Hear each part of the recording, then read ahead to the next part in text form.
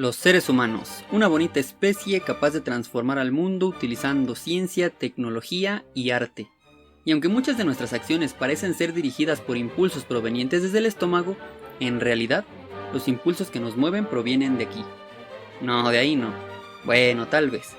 Pero me refiero al cerebro, la masa gris rosada de células gliales y neuronas que se encuentran dentro del cráneo. ¿Y qué tan importantes son estas células?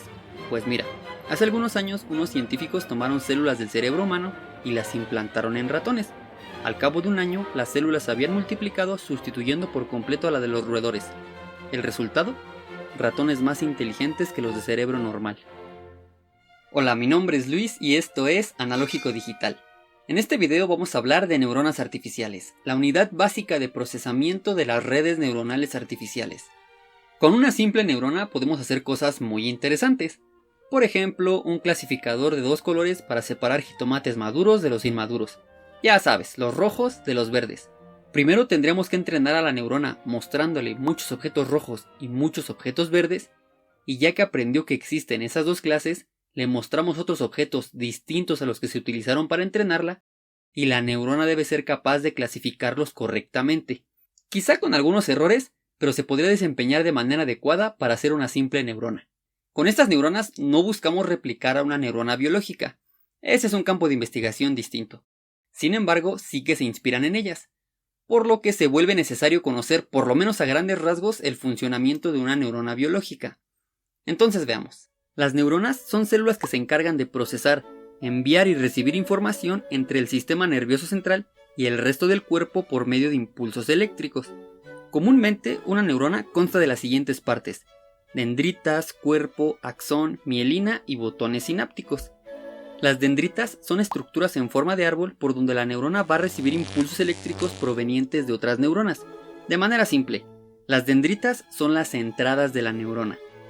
Cuando las señales llegan al cuerpo de la neurona, se suman, y si la suma es lo suficientemente grande, entonces se genera un pulso eléctrico llamado potencial de acción que viaja a lo largo del axón.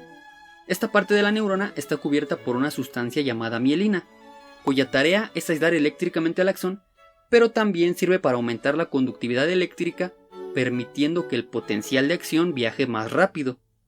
Finalmente tenemos a las terminales del axón y a los botones sinápticos, que serían algo así como las salidas de la neurona. Si una salida la conectamos a la dendrita de otra neurona, tendríamos una sinapsis. Es un nombre cool que utilizamos para llamar a las conexiones entre neuronas. Estas conexiones pueden ser eléctricas o químicas. En las eléctricas, que son las menos comunes, la señal de una neurona pasa directamente a la otra como si se tratase de un cable eléctrico.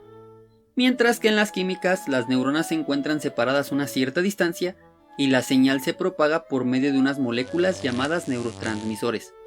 Y si se tienen muchas de esas conexiones, ya sean eléctricas o químicas, se forma una red neuronal. Ahora, en estado de reposo, una neurona se encuentra a un potencial negativo de aproximadamente menos 70 mV. Cuando los neurotransmisores llegan a la dendrita, se genera un pequeño pulso eléctrico que puede ser positivo o negativo, y cuya amplitud dependerá de la intensidad con que se conecten las dos neuronas.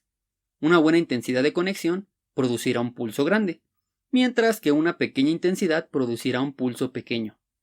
A esta intensidad de la conexión se le conoce como peso sináptico. Entonces todos los pequeños pulsos provenientes de las dendritas llegan al cuerpo y se empiezan a sumar con el potencial de reposo, y si esta suma supera un umbral, por ejemplo menos 55 mV, entonces se produce el potencial de acción, que como ya vimos es un pulso eléctrico que viaja a lo largo del axón. Ahora sí, vamos a armar nuestra neurona artificial.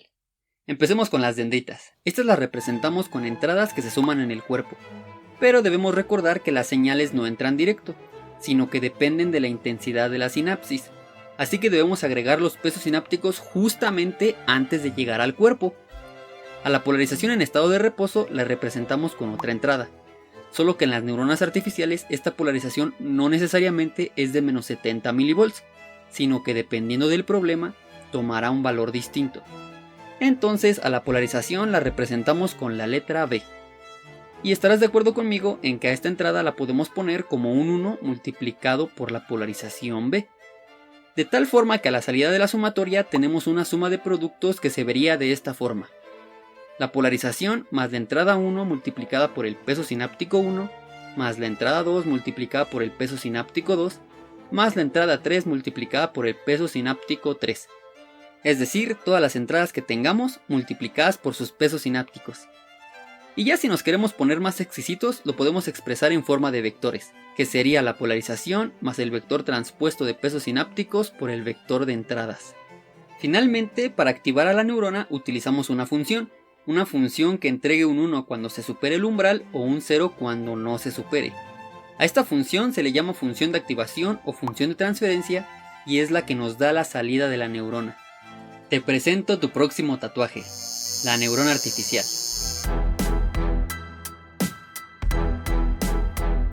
En este momento estoy escaneando objetos de diferentes tonos verdes y diferentes tonos rojos. Si los graficamos veríamos dos nubes de puntitos, donde cada punto representa a un objeto de los que acabo de escanear. Tú y yo fácilmente podemos trazar una línea que divide a ambos grupos y decir, todos los puntos que se encuentren del lado izquierdo de la línea son objetos verdes y los que estén del lado derecho son objetos rojos. Pues eso es lo que hace la neurona artificial.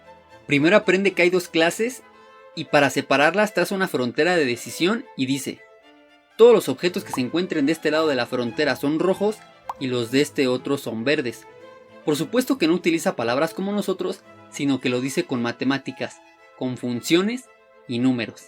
A grandes rasgos, la frontera de decisión se tiene cuando la salida de la sumatoria en la neurona es igual con 0 y la selección de una clase u otra se hace con la función de activación. La neurona entrega un 0 para un color, por ejemplo el verde, y un 1 para el rojo. Y sé que en este momento te estás preguntando, ¿cómo es que la neurona aprende que hay dos clases y cómo es que traza la frontera de decisión? Pues déjame decirte, por lo menos a grandes rasgos, que cuando entrenamos a una neurona, lo que hacemos es encontrar los valores de los pesos sinápticos y de la polarización para trazar la frontera de decisión que nos permitirá hacer la clasificación. Pero eso lo vamos a ver con más detalles en un próximo video. Como siempre, en la descripción te dejo los enlaces a algunas referencias y a mis otras redes por si me quieres seguir. Hasta la próxima.